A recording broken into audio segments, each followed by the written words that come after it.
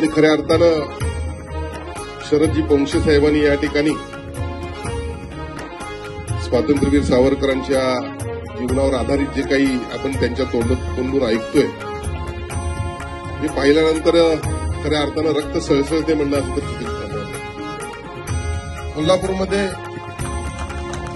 अतिभव्य असं स्वातंत्र्यवीर सावरकरांचं स्मारक आपण लवकरात साकारतोय.